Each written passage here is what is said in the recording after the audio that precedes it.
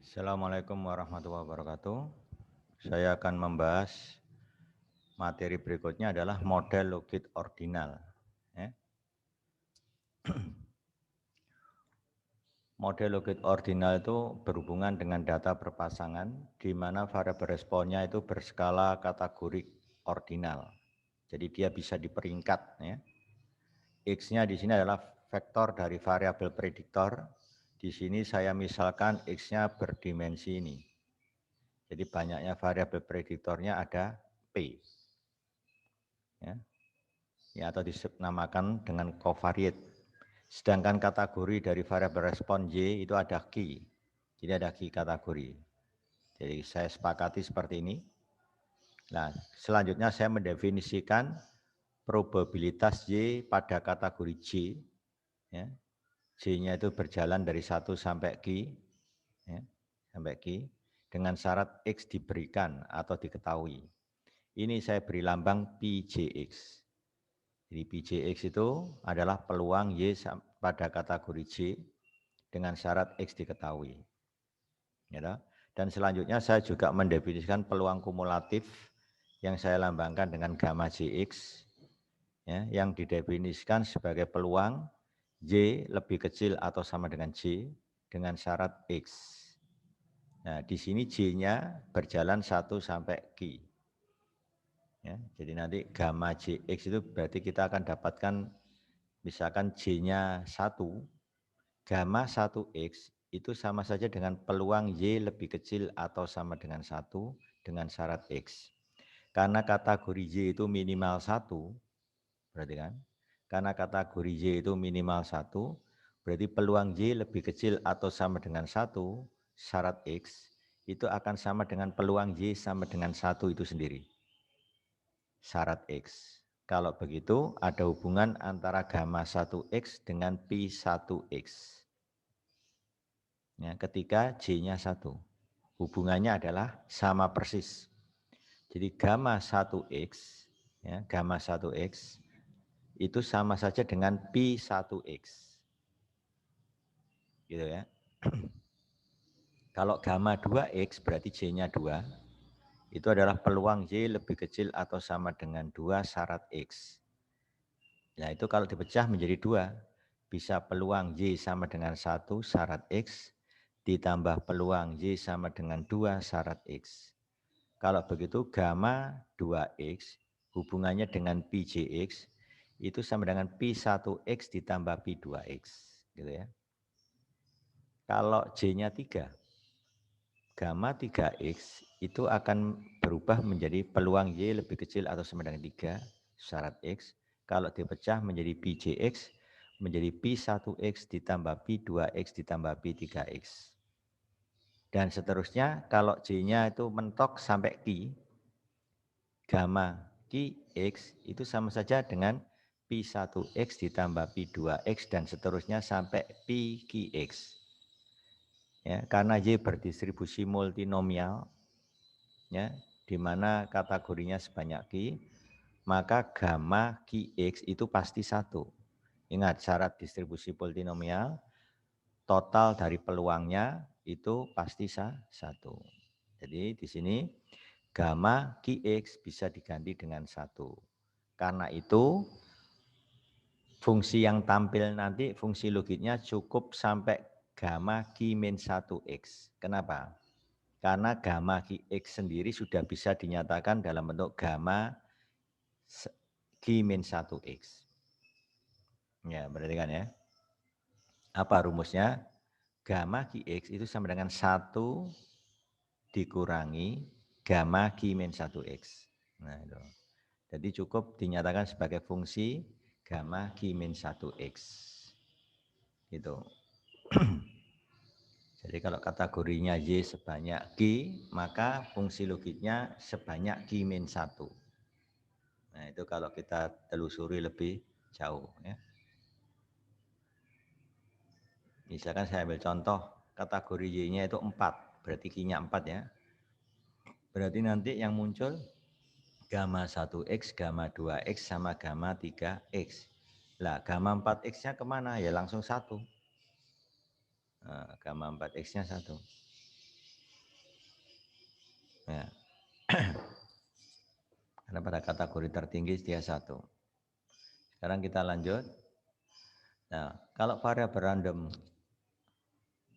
Y yang bersifat acak kan ya, variabel responnya ini kan acak, berskala ordinal, ya kita hubungkan dengan vektor peluangnya pi, di mana pi 1x itu peluang Y sama dengan 1 syarat X, pi 2x itu peluang Y sama dengan 2 syarat X, sampai dengan pi Qx gitu ya, peluang Y sama dengan Q, ini kategori tertinggi, ya, Y sama dengan Q, syarat X, ya.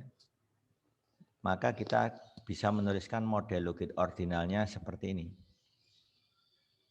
G ini namanya fungsi link logit. G dari gamma Jx itu sama dengan theta J ditambah sigma beta K XK, di mana K-nya berjalan 1 sampai P. Berarti ini koefisien slope, ini intercept. Coba sekarang kita gambarkan. Kalau kategori Y-nya tadi sebanyak Q, maka J-nya hanya berjalan sampai Q-1. Sehingga fungsi logit yang muncul di outputnya nanti itu sebanyak Q-1. Jadi kalau kategori Y-nya itu 4, maka yang muncul fungsi logitnya hanya 3. Kalau kategori Y-nya itu 3, maka yang muncul fungsi logitnya cuma 2. Nah gitu ya, ada dengan ini. Ini adalah theta J plus ini. Jadi saya ambil contoh kalau J-nya 1. Ya, maka kita dapatkan G gamma 1X itu sama dengan interceptnya theta 1. Ini namanya fungsi logit pertama. Theta 1 plus, nah ini bisa saya tulis singkat dengan simbol matrik X kali beta gitu aja. Jadi theta J plus X kali beta. Gimana kalau dijabarkan dengan notasi sigma seperti ini. Nah kalau J-nya 2, berarti gamma G gamma 2X, fungsi logit yang kedua. Theta-nya jadi theta 2, ini interceptnya, plus X beta. Ya, plus X beta. Tinggal nanti X-nya dimasukkan berapa, maka ini akan ikut berubah mengikuti X yang diinput. Theta J-nya sudah diketahui. Beta K-nya juga diketahui dari hasil estimasi. Ya. Nah, persis sama seperti kita bahas model logit biner, namanya fungsi link logit itu len dari gamma Jx dibagi 1 min gamma Jx. Kalau di model logit biner, ini namanya peluang sukses, ini peluang gagal. Nah, lambangnya pakai Px, di sini 1 min Px. Nah, Px-nya diganti dengan fungsi kumulatif atau peluang kumulatif. Itu peluang Y lebih kecil atau sama dengan J syarat X. Lihat, ini komplemennya adalah ini kan. Jadi kalau di sini saya sebut peluang Y lebih kecil atau sama dengan J syarat X. Di sini jadi peluang Y lebih besar J syarat X. Nah, peluang Y lebih besar J kan sama dengan ini. Jadi komplement. Sama prinsip definisinya. Cuma yang membedakan kalau di sini pakai fungsi peluang kumulatif. Ya. Kalau ini saya masukkan ke situ, maka saya dapatkan len gamma Jx dibagi 1 min gamma Jx sama dengan ini. Sehingga kalau kita hitung gamma Jx-nya nanti ketemu apa? EXP ini theta J plus X beta gitu ya. Dibagi 1 plus EXP theta J plus X beta. Sama prinsipnya ketika kita membahas di model logit biner. Nah, ini kan bedanya ini dalam bentuk peluang kumulatif gamma Jx atau ini kan definisinya tadi. Nah, EXP theta J plus ini dibagi 1 plus EXP ini. Jadi ini sama. Ya. Bedanya ketambahan plus 1. Inilah yang disebut fungsi kumulatifnya atau peluang kumulatif. Nah, tadi sudah saya jelaskan di awal hubungan antara gamma Jx dengan pi Jx. Hubungannya seperti ini. Kenapa indeksnya saya ganti S? Supaya bisa dirumuskan dengan benar. Saya ambil contoh, kalau J-nya 1, gamma 1X itu sama dengan sigma S sama dengan 1 sampai 1. Berarti kan tunggal nilainya. sama dengan pi 1x. Nah, gitu maksudnya. Tapi kalau J-nya saya ganti 2, gamma 2x berarti sigmanya berjalan S1 sampai 2. Berarti pi 1x ditambah pi 2x. Nah, gitu ya. Kalau J-nya 3, gamma 3x berarti sigmanya berjalan S1 sampai 3. Berarti pi 1x tambah pi 2x sampai pi 3x. Nah, khusus untuk J-nya sama dengan Q saya sendirikan di sini. Karena gamma Qx itu 1. Tadi saya terangkan ya. Ini kalau kita tulis ringkas simbolnya seperti ini. Nah, saya akan cari hubungan antara fungsi peluang kumulatif dengan peluang bukan kumulatif ya, pi, namanya pjx. Hubungannya ini bahwa gamma 1x ditelusuri secara teori tidak lain sama dengan pi 1x. Gamma 1x mengacu pada ini, gamma 1x, berarti tetanya diganti theta 1 plus x beta. Ini saya singkat aja x beta, gitu ya. Sehingga gamma 1x tidak lain adalah pi 1x. Rumusnya sama, exp theta 1 plus x beta dibagi 1 plus exp theta 1 plus x beta. Nah, untuk gamma 2x yang maknanya adalah ini, itu adalah pi 1x tambah pi 2x. Yang mana gamma 2x-nya sudah didefinisikan ini. Dari sini kan, gamma 2x, tetanya diganti theta 2, plus x beta. Berarti kalau saya tanya apa rumus untuk pi 2x, gampang, dari sini aja cukup. Pi 2x itu tidak lain sama dengan gamma 2x, no, you know, dikurangi gamma 1x atau pi 1x. Nah, ini sudah ada, tinggal ngurangi dengan ini. Itu namanya pi 2x. Ya, karena kategorinya di sini saya ambil contoh cuma ada 3, berarti mentok pada gamma 3x itu nilainya 1. Nah, misalkan saya ambil contoh 4 kategori, berarti sini ada gamma 3x, nanti ada gamma 4x, baru yang gamma 4x 1. Andaikan 4 kategori ya. Nah, berarti apa pi 3x-nya? Pi 3x-nya adalah gamma 3x. Nah, di sini nanti ada exp theta 3 plus x beta dibagi 1 plus exp theta 3 plus x beta. Dikurangi gamma 2x. Gamma 2x-nya ini. Begitu cara ngitungnya.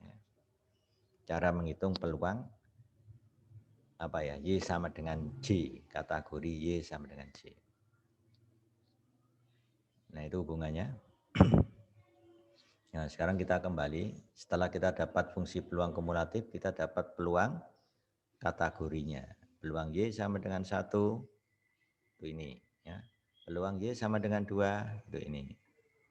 Nah, untuk peluang Y sama dengan 3, itu bisa dicari melalui kumulatifnya gamma 3x yang nilainya 1 dikurangi gamma 2x. Nah, ini, ya kan? Gamma 3x yang bernilai 1 dikurangi gamma 2x. Nah, ternyata ini kalau disederhanakan, pi 3x itu berhubungan dengan intercept yang kedua. 1 dibagi 1 plus exp theta 2 plus x beta.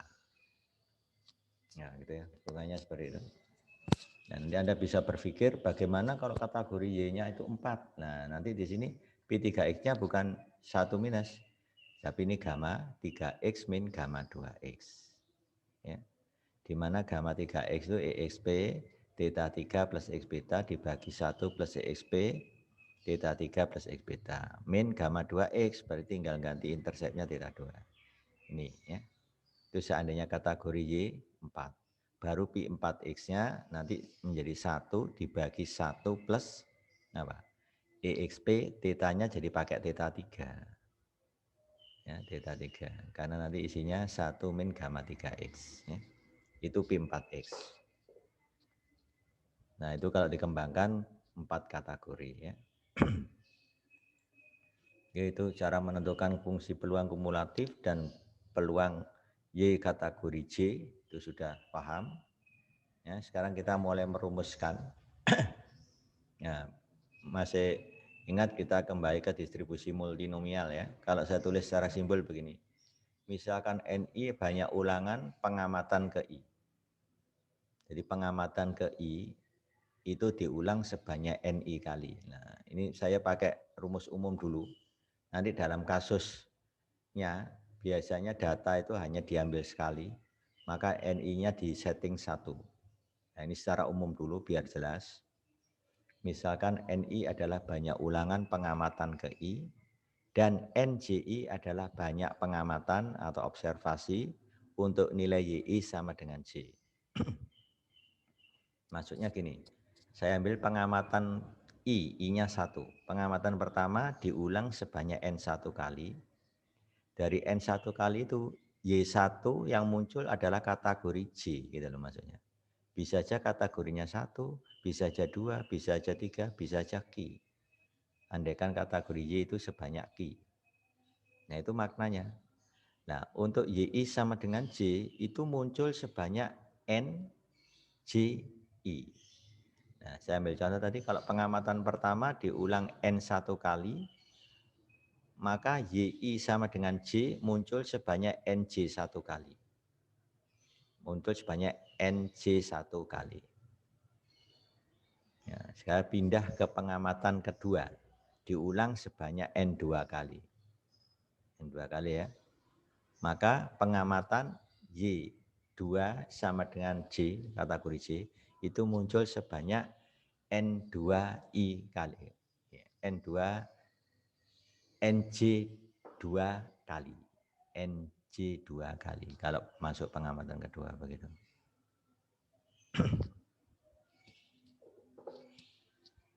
Ya, itu cara membacanya. Jadi di pengamatan ke I-nya 1 itu bisa jadi nanti yang muncul apa? Y1 itu kategori 1, ya, muncul sebanyak itu tadi ya. Kategori 1, pengamatan 1 sekian kali. Ya, kemudian YI kategori 2.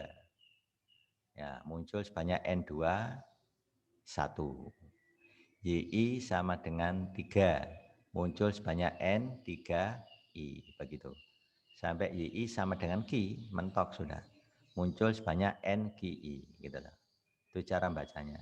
Jadi satu variabel namanya YI, itu isinya itu bisa di kategori YI sama dengan 1, bisa di YI sama dengan 2, bisa di YI sama dengan Q. Masing-masing punya peluang P1I, P2I sampai PQI, itu kalau dihubungkan. Sehingga cerita ini tadi kalau saya ringkas cukup gini, YI berdistribusi multinomial dengan ulangan sebanyak NI, peluangnya masing-masing adalah PI. Ingat, PI ini vektor berisi P1I, P2I sampai PQI.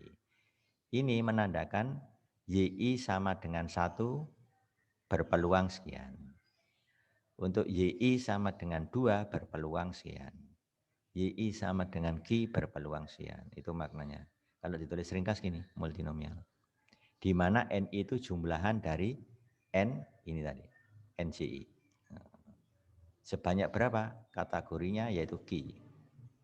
Jadi NI itu adalah N1I tambah N2I sampai NQI. Ingat, totalnya kan 1. Totalnya kan harus NI. Nah, terus syarat kedua apa? Total peluang mesti 1. Nah, yang sudah saya bilang tadi, ini berhubungan dengan apa ini? Gamma QX. Ini lain gamma QX. Gamma QX itu kan peluang Y lebih kecil atau sama dengan Q. Syarat X. Nah, itu kan nilainya 1. Ya, ini yang dikenal dengan total peluang untuk distribusi multinomial. Nah, fungsi logiknya nanti yang muncul sebanyak Q-1. Ya. Nah, sehingga saya bisa mendapatkan fungsi likelihood-nya. Kenapa dikalikan? Karena setiap pengamatan Y1, Y2 sampai Yn ini saling bebas. Sehingga dikalikan. Untuk Y1 sendiri punya fungsi peluang seperti ini. Ya, pada pengamatan ke I kan. Untuk Y2 juga punya fungsi peluang seperti ini. Ya, jadi ini sebenarnya asalnya dari FY1 kali FY2 sampai FYN. Nah, kalau ditulis dalam bentuk produk kan jadi produk I1 sampai N FYI. Nah, ini rumus dari FYI tadi yang sudah digabung. Ya, sudah. Nah, baru kita nyatakan peluang pi menjadi peluang gamma. Ingat pi 1x tadi kan sama dengan gamma 1x. Tinggal pasang indeksnya i. Ya, gitu kan? Nah, mulai ini beda. Pi 2x apa? Gamma 2x min gamma 1x. Sampai yang terakhir, apa pi x? Pi x kan bisa diganti 1 min gamma q min 1x. Nah, ini dari total peluang sama dengan 1 tadi. Nah, kalau Anda lihat di sini, kita hanya butuh gamma 1x, gamma 2x, di sini nanti ada gamma 3x, cuma enggak saya tulis, dan seterusnya sampai gamma q min 1. Kita hanya butuh fungsi peluang kumulatif sampai gamma q min 1. Nah, masing-masing ini sudah ada rumusnya. Apa gamma 1x tadi? EXP theta 1 plus XI beta dibagi 1 plus EXP, ya kan? Theta 1 plus XI beta. Nah, kalau yang ini EXP theta 2 plus XI beta dibagi 1 plus EXP theta 2 plus XI beta. Min ini tadi kan dari sini. Nah, dan seterusnya nanti di sini ada gamma 3x min gamma 2x begitu. Ada gamma 4x min gamma 3x begitu terus sampai yang terakhir ini. Nah, setelah itu saya log. Maka produk berarti berubah jadi sigma kan. Terus ini kalau saya log bentuknya perkalian itu menjadi jumlah lagi. Nanti ini menjadi jumlah lagi. Ya.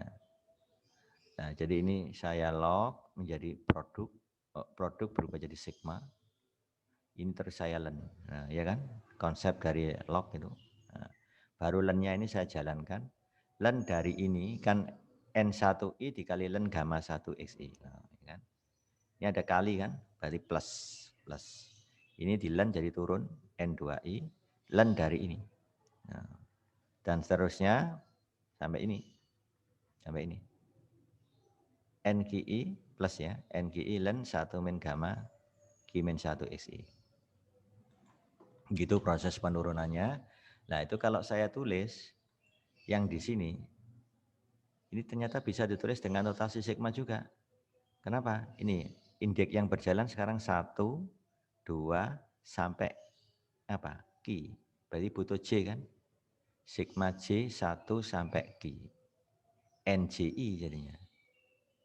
Ya. Berarti kan sekarang gamanya ada perubahan enggak? Oh ada. Ini ada gamma 1, ada gamma 2 min gamma 1.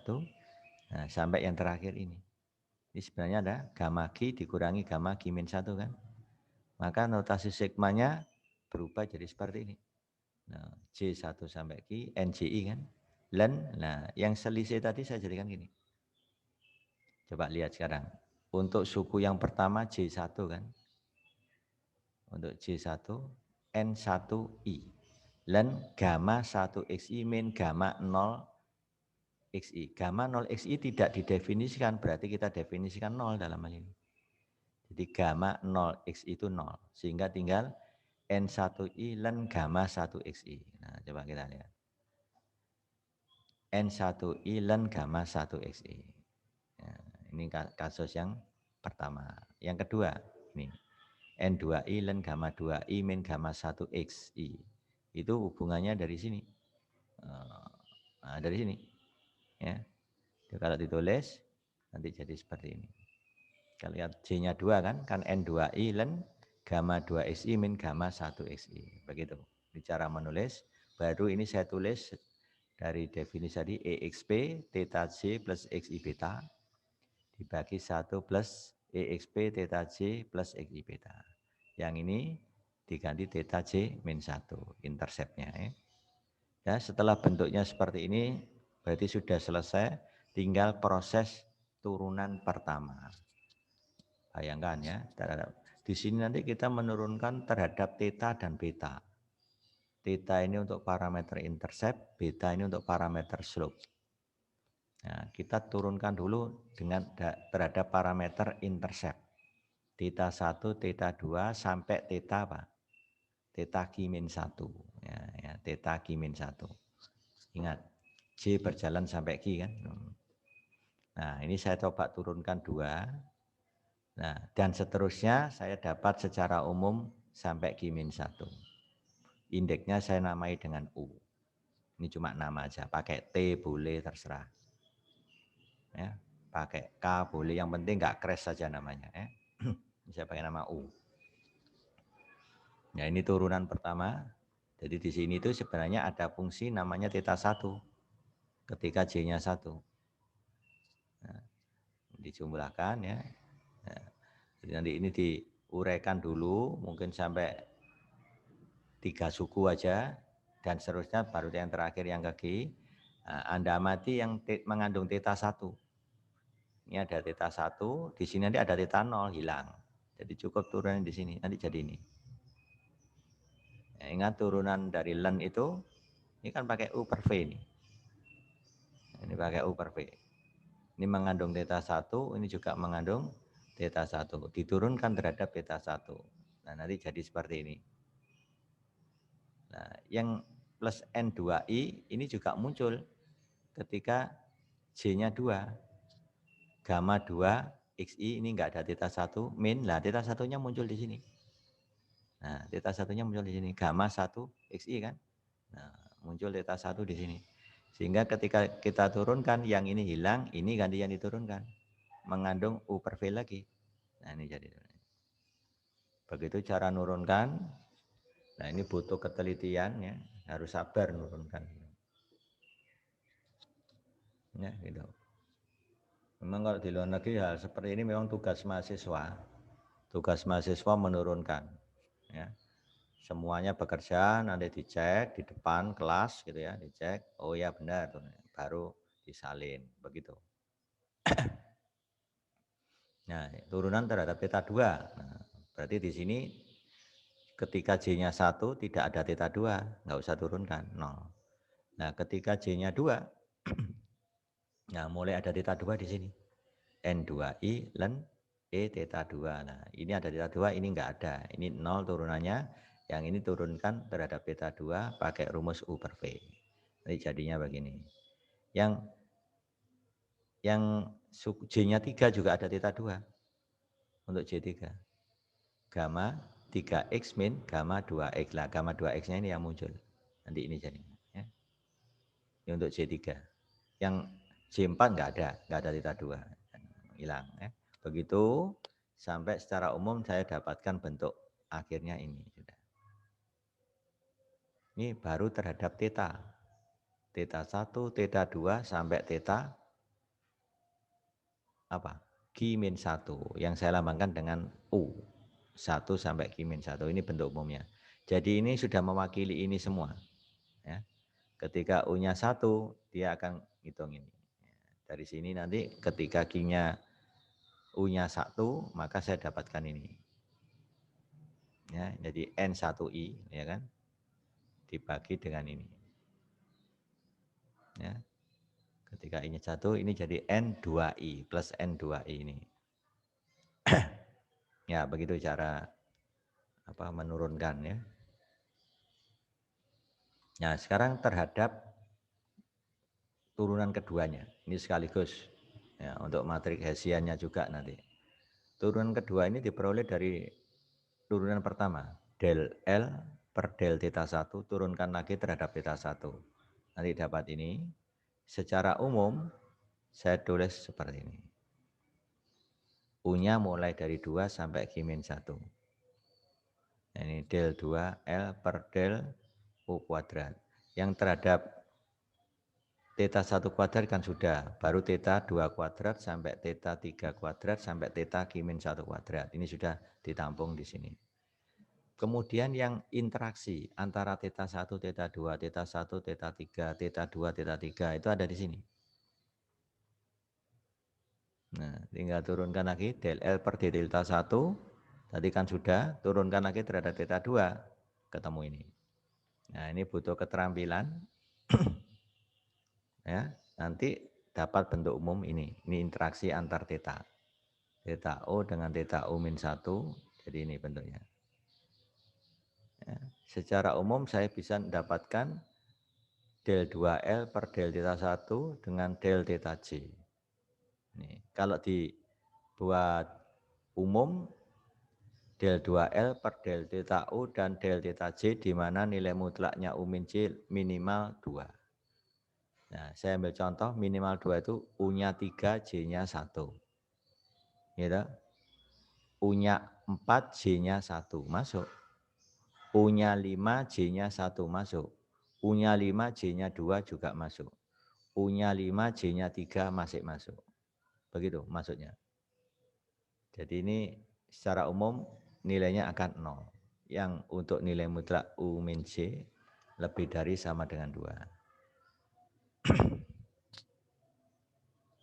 Ya, untuk theta 1 dengan theta J, J-nya mulai 3, dia 0. Ya, jadi artinya apa? Del 2L per del theta 1, del theta 3 itu 0. Kenapa? Karena del 2L per del theta 1 itu sudah enggak memuat theta 3. Jadi ketika diturunkan dari theta 3 pasti 0. Itu maksudnya. Nah, secara umum dibuat seperti ini. Nah, jadi ada yang 0 interaksinya. Sekarang kita mulai interaksi theta dengan beta. Theta 1 dulu dengan beta J di mana J-nya mulai 1 sampai K. Nah, ini kita pakai lambang X-nya tadi sampai apa? Sampai P ya, ini kita ganti nama P ya. Kita menyesuaikan aja ya. Cuma simbol aja. Nah, ini sebanyak P ya, ini harusnya sebanyak P. Nah, del 2L per delta U del beta J. Ya, ini nulisnya harusnya del theta U del beta J. Nah, ini hasilnya. U-nya mulai dari 2 sampai Q-1. Karena untuk U-nya 1 sudah diwakili di sini. Mulai dari U2 terhadap beta J, maka ini rumusnya. Nah, baru interaksi sudah selesai, antar theta, kemudian antar theta dengan beta sudah, turunan kedua ya. Baru sekarang del L terhadap beta, sampai antar beta. Ini dipakai semua soalnya. Del L per del beta J, ini.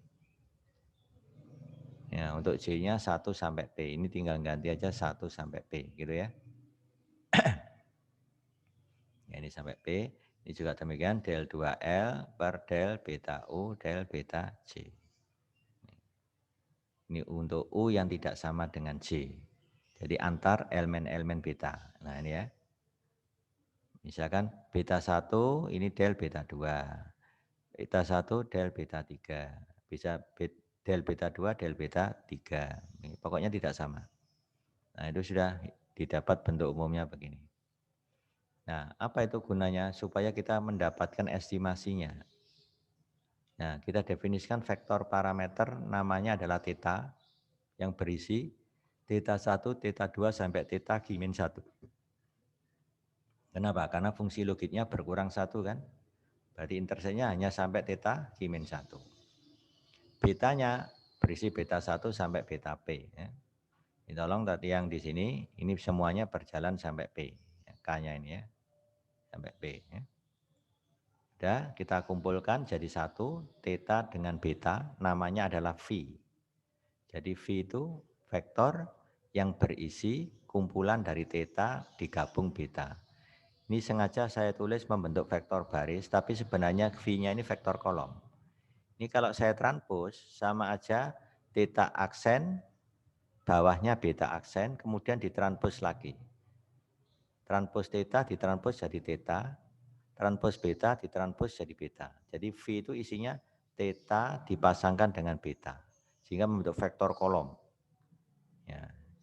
Dimensinya Q-1 ditambah P. Ya. Atau P plus Q-1. Dimensi dari V ini ya.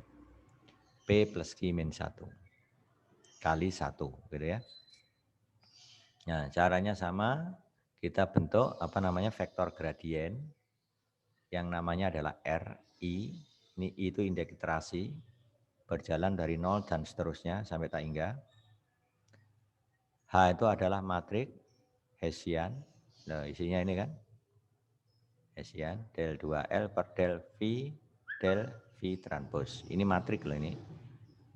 Ya, matrik ini ukuran berapa? P plus Q kali 1 dikali P plus Q kali 1. Berarti matrik Hessiannya nanti berukuran P plus Q kali 1 dikali P plus Q kali 1. Ya, itu isinya. Nah ini. Ya, kalau sudah kita dapatkan rumusnya ini, nah, baru kita bisa tulis apa namanya iterasinya. Nah ini untuk I0 berarti nilai V awal. Nilai V awal. Ini biasanya kalau secara teori trial and error, coba-coba. Nah, di sini kita bisa bantu untuk betanya mungkin bisa diestimasi pakai least square. Kan nilai awal, tidak masalah. Ya, betanya itu. Nah, terus ini tetanya. Ini bisa kita menggunakan apa namanya konsep regresi tadi, ini interceptnya dapat, ini slope-nya dapat. Itu sebagai nilai awal. Setelah V0 masuk, kita dapat H0, dapat R0, kita dapatkan V1. Apakah V1 min V2? Nah, ini cross check, konvergen, kurang dari delta, belum. Maka V1 jadi inputan di sini. H-nya dihitung di V1, R-nya dihitung di V1. Maka dapat V2. V2 min V1 dicek. Oh, belum konvergen. V2 jadi inputan di sini. Dapat V3. Begitu seterusnya sampai memenuhi konvergen ini. Ya. Oke, setelah estimasi diperoleh, baru kita lanjutkan dengan uji serentak. Uji serentak itu yang diuji adalah slope-nya, yaitu koefisien X. Apakah beta 1 sama dengan beta 2 sampai dengan beta P sama dengan 0. Nah, kalau ini tidak semua isinya tadi 0. Nah, itu berarti beta tidak 0. Di sini saya definisikan himpunan parameter di bawah H1. Nah, ini yang diperoleh dari estimasi tadi. Namanya beta 1 topi sampai beta P topi. Himpunan parameter di bawah H0 berarti ini. Karena ini kita setting 0, berarti apa? Beta 1, beta 2 sampai beta P-nya diganti 0. Karena ini dihitung berdasarkan H0. Nah, LH1 itu maksimum likelihood di bawah H1. H1-nya tadi betanya diinput dari estimasi, ya, tetanya diinput dari teta estimasi. Dari Newton-Raphson tadi. Oke, dapat kan LH1? Nah, ini. Nah, beda dengan LH0. Nah, coba lihat LH0. LH0 diinput betanya 0 kan? Kalau betanya 0 kan berarti nggak ada beta 1, nggak ada beta P, hilang. Jadi suku X-nya hilang. Hanya butuh teta aja. Nah, tetanya ini yang akan kita maksimumkan. Namanya teta tilde, beda dengan teta topi.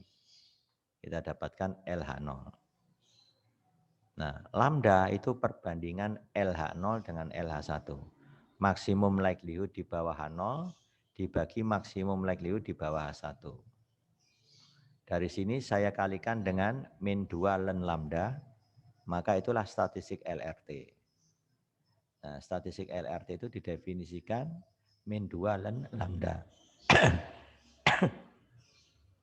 Ya, kita gantikan len dari lambda kan sama aja len maksimum likelihood atau L asalnya L besar menjadi L cantik. Ini log likelihood di bawah H0 min log likelihood di bawah H1. Ini kalau minnya saya masuk ke dalam sama aja saya menulis begini. Min kali min jadi plus ya. Min kali plus jadi min gitu. Jadi bisa 2 dikalikan log likelihood di bawah 1 min 2 kali log likelihood bawah 0. Ini hanya cara nulis, pakai ini aja juga tidak masalah. Nah, apa daerah kritisnya? H0 ditolak jika G-nya lebih dari G square P. Jadi derajat bebasnya P di sini. Alpha. P itu banyak parameter yang diuji, yaitu sebanyak P kan tadi. Kan beta 1, beta 2 sampai beta P.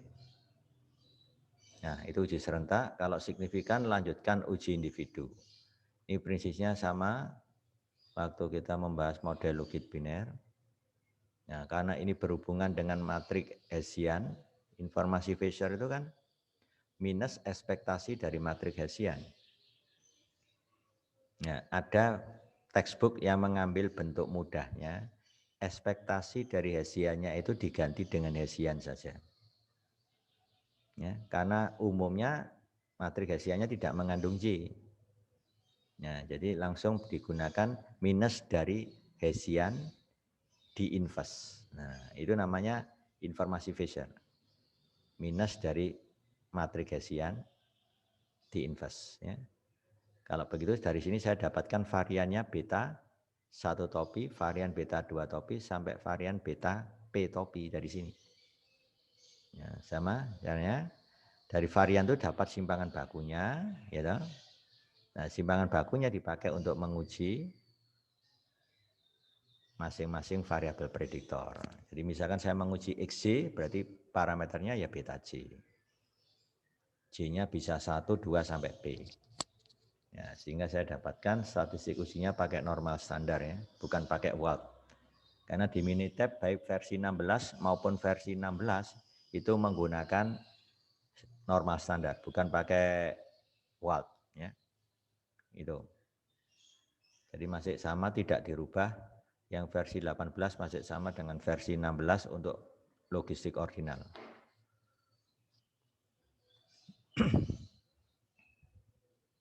Nah, ini daerah kritisnya tadi. Kalau nilai mutlak set J lebih besar set alpha per 2, itu berarti signifikan, berarti variabel prediktor XJ mempengaruhi Y.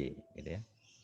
Sedangkan selang kepercayaannya ini, selang kepercayaan 1 min alpha kali 100% untuk beta J itu adalah ini. Beta J topi plus minus titik kritisnya set alpha per 2 dikali simpangan bakunya beta J topi. Nah, simpangan bakunya ini diperoleh dari ini tadi. Nah, dari sini. Akar variansi. Ya. Itu dipakai untuk menghitung selang kepercayaan. Nah, itu untuk uji individu. Sekarang definisi odd ratio-nya agak beda nih. Dengan odd ratio yang ada di model logit biner. Nah, odd ratio-nya kalau model logit ordinal seperti ini. Peluang kumulatif, yaitu Y kurang dari atau sama dengan J, dibagi komplemennya. Peluang Y lebih besar J. Berarti ini bisa diganti apa? 1 min peluang ini. Ya, jadi kalau ini saya lambangkan dengan gamma Jx, ya kan tadi? Gamma Jx, maka ini jadi 1 min gamma Jx. Nah, itu namanya odd. Nah, diturunkan dari definisinya model logit biner, gamma Jx dibagi 1 min gamma Jx kan EXP dari theta J plus X beta. Di mana J-nya berjalan 1 sampai Q-1. Ingat, gamma Jx hanya butuh sampai Q-1 saja. Nah, baru didefinisikan dari odd ini menjadi odd ratio untuk variabel prediktor XK. Ya, di sini XK-nya naik sebesar 1 unit kan. Dari XK menjadi XK plus 1. Itu aja, prinsipnya sama. Nilai odd ketika XK-nya naik 1 unit, dibagi nilai odd ketika XK-nya sebesar X kecil K. Anda pakai lambang lain boleh, ini XK-nya sebesar A, ya. Di sini XK-nya sebesar A plus 1, boleh. Hasilnya toh sama aja, nanti ketemu EXP beta K. Ya. Silakan, masukkan ke sini. Ininya nanti hilang, kan eksponen dibagi eksponen, kan eksponennya dikurangi.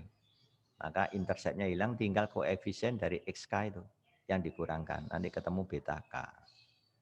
Kan selisihnya 1 nih. Dari beta K kali XK plus 1 dikurangi beta K XK kan tinggal beta K saja. Jadi EXP dari beta K saja. Itu buktinya seperti itu. Silakan ambil kertas buram supaya lebih yakin gitu ya. Ini odd ratio itu ini definisinya. Nah, interpretasinya agak beda sedikit karena di sini membandingkan peluang kumulatif pada kategori Y kurang dari atau sama dengan J. Beda dengan yang odd ratio-nya model logit biner, peluang sukses bagi peluang gagal gitu aja. Lebih gampang. Kalau ini bisa dikategori 1, 2, 3 sampai Q-1. Di setiap kategori gitu ya. Ya, untuk uji kesesuaiannya saya jelaskan menggunakan Devian aja. Jadi 2 dikalikan log likelihood pengamatan dikurangi log likelihood penduga. Untuk log likelihood pengamatan kita mengasumsikan setiap pengamatan ke I itu diulang sebanyak NI kali. Sehingga muncul ini. Ya gitu ya. Jadi sebenarnya devian itu membandingkan peluang pengamatan dengan peluang penduga atau prediksi. Loh ya kan? Makin dekat ini dengan itu, berarti makin kecil nilai devian, cenderung terima nol. Model Logit ordinal sesuai. Ya, ya. Makin jauh nilai prediksi terhadap peluang awal, peluang pengamatan maksudnya, maka deviannya makin membesar, cenderung menerima H1 atau menolak nol. Model tidak sesuai. Ya. Nah, daerah kritisnya D lebih besar, J square alpha derajat bebas, J besar min P. Ini harusnya pakai P. Ya. Banyaknya parameter untuk apa namanya? Untuk X. Ya, ini. J itu banyaknya covariate dari X yang berbeda. Sama maknanya. Kalau covariate-nya tidak ada yang berulang sama sekali, ya J-nya berubah jadi N. Ada N pengamatan. Min K. Banyak parameter apa namanya yang berhubungan dengan X tadi yang ada di dalam model. Ya.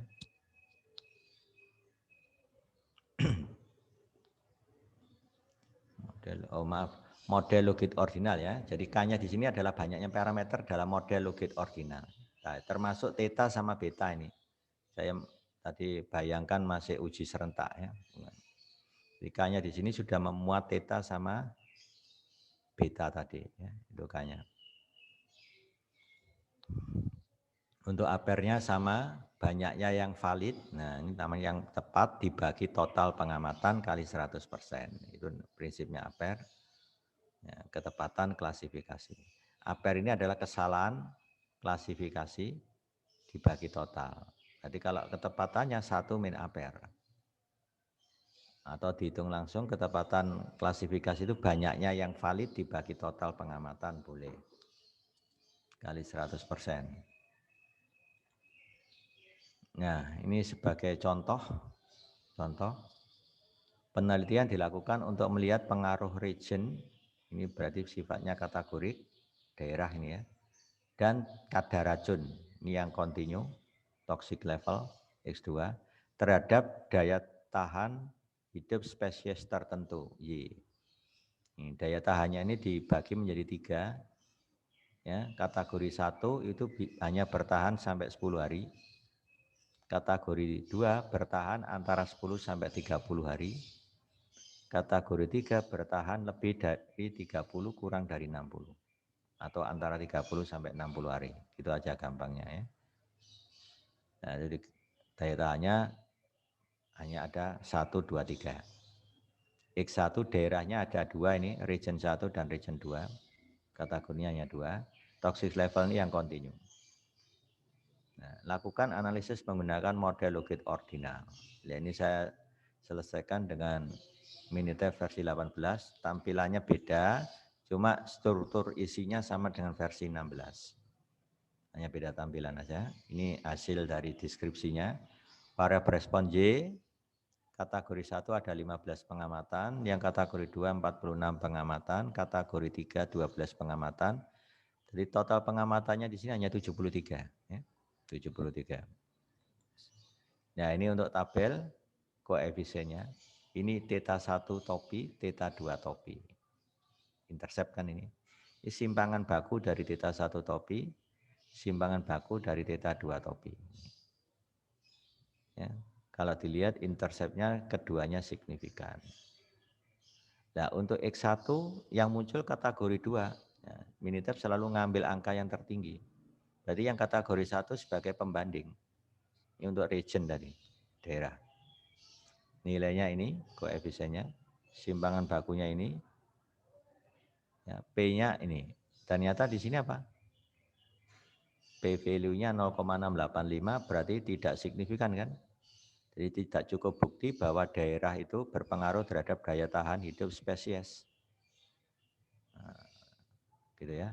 Nah ini nilai odds ratio-nya kalau dihitung. Ya. Nah kalau artinya apa? Kalau seandainya dia tidak signifikan, ya sama saja kita mengartikan nilai odds ratio ini tidak menjamin benar. bahwa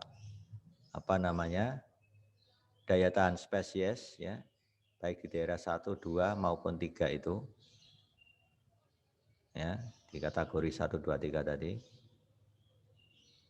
bahwa peluangnya itu lebih besar yang di region 2 dibanding region 1, itu tidak cukup bukti.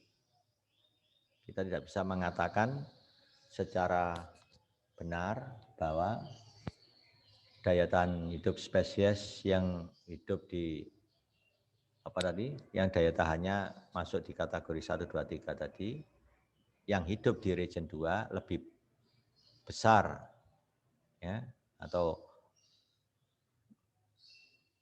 peluangnya itu lebih besar dibanding yang hidup di region 1. Ini tidak cukup bukti gitu ya.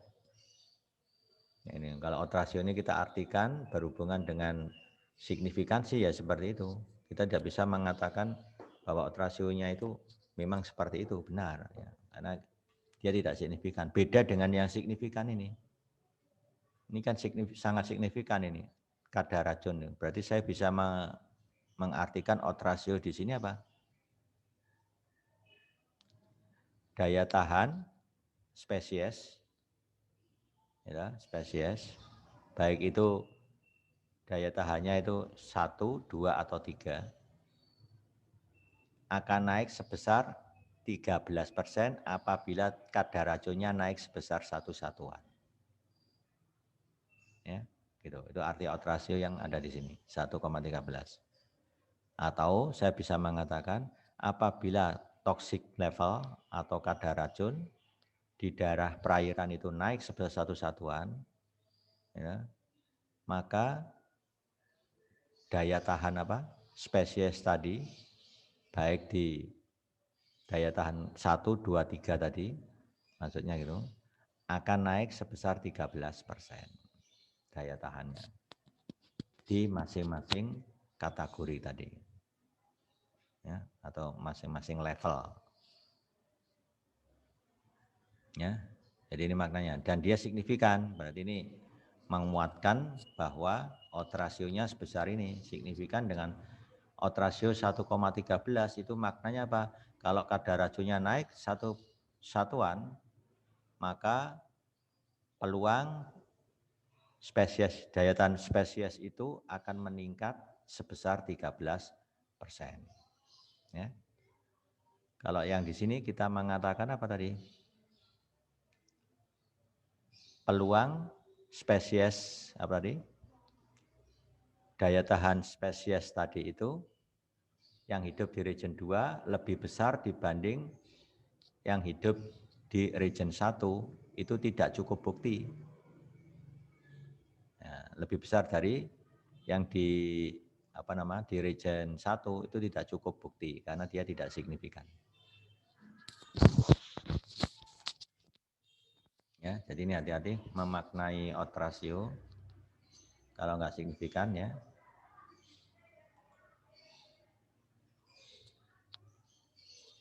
Nah, ini untuk uji kesesuaiannya, goodness of it-nya, kita menggunakan statistik Xavier, nilai C-square-nya, nah ini nilai D tadi, 100,898. Lihat P-value-nya sangat besar, berarti cenderung menerima 0. Menerima 0. Ya, ini derajat bebasnya 122. Nah, ini diperoleh dari itu tadi, J min K tadi. Ya. J dikurangi K. Ya, ini. Nah, ini untuk uji semua slope sama dengan 0. Nah, ini. Di uji serentak tadi, statistiknya menggunakan LRT pakai G kan.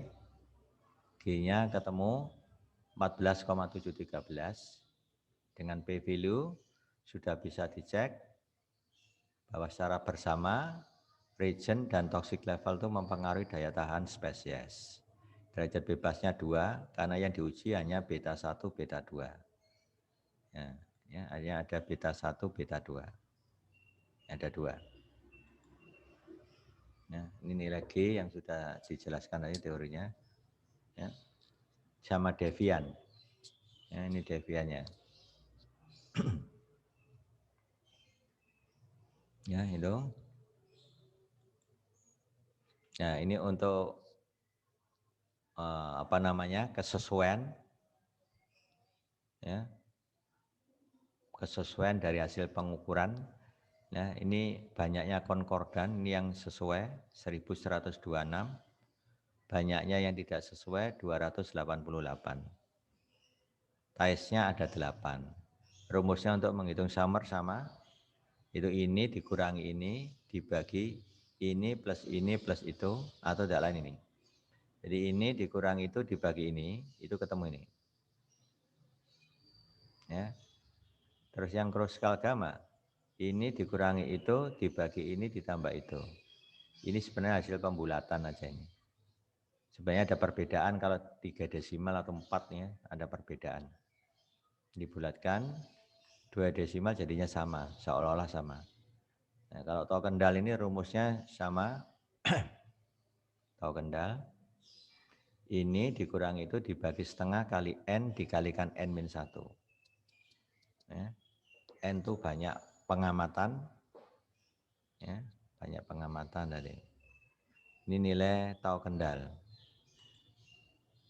Nah, kita hitung peluangnya sekarang berdasarkan output tadi. Ya. Berapa sih peluangnya spesies itu berada di kategori 1, berarti umurnya itu berapa? Kurang dari 10 hari. Apabila hidup di region 1, kadar racunnya 50. Nah, maka saya bisa ambil dari outputnya ini tadi. Nah, ini dari outputnya ini. P1 itu rumusnya kan theta 1 topi. Ya, jadi EXP dari theta 1 topi ditambah apa? Hidup di region 1 berarti X1-nya diganti 0 kan? Hilang ini, tinggalin aja. Jadi EXP ini ditambah ini kali ini X2. Nah, jadi ini EXP dari ini ditambah ini kali X2. X2-nya tadi 50 ya. Nah, kali 50 dibagi 1 plus EXP dari ini plus ini kali 50. Nanti ketemu hasilnya ini. Nah, hasilnya ini. Nah, P2X-nya juga bisa dihitung sama. Nah, yang usianya mencapai 10 sampai 30 hari berarti kategori 2 kan? Yang dipakai theta 2, interceptnya theta 2 kurangi theta 1 tadi. Ini yang sudah kita hitung tadi dipakai lagi. Nah, ini kurang ini ya. Tadi kan P1-nya ini. Ketemu 0,65. Nah, gitu. Nah, kalau P3X-nya 1 dibagi 1 plus ini. Ya. Ini nanti ya.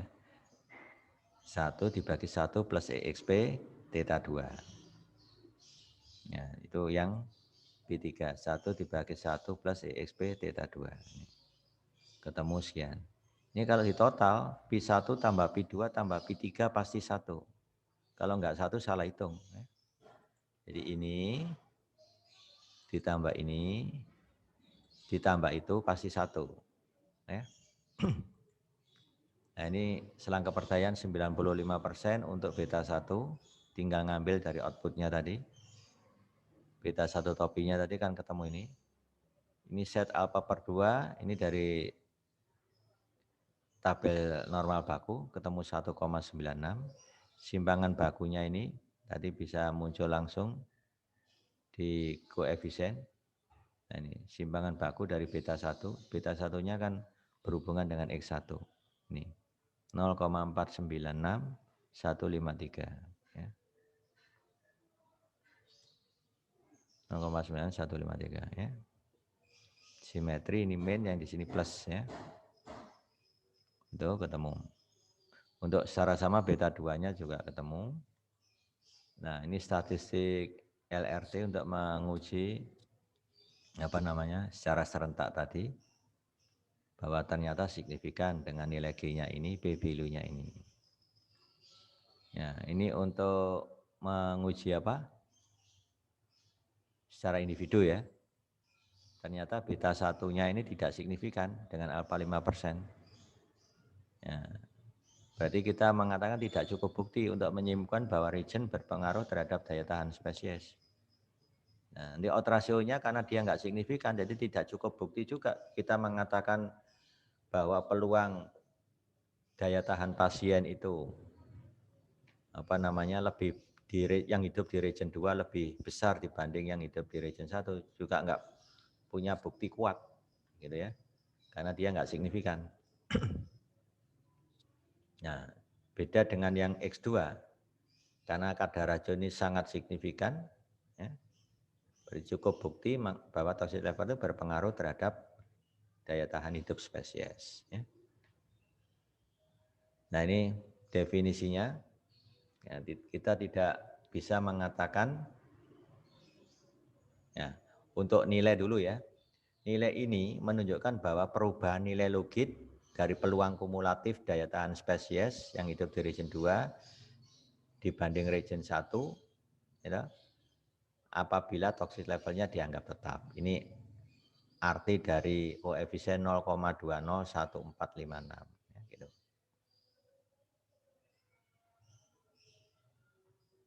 Jadi saya cantumkan, nah ini, nah arti dari ini ya 0,121289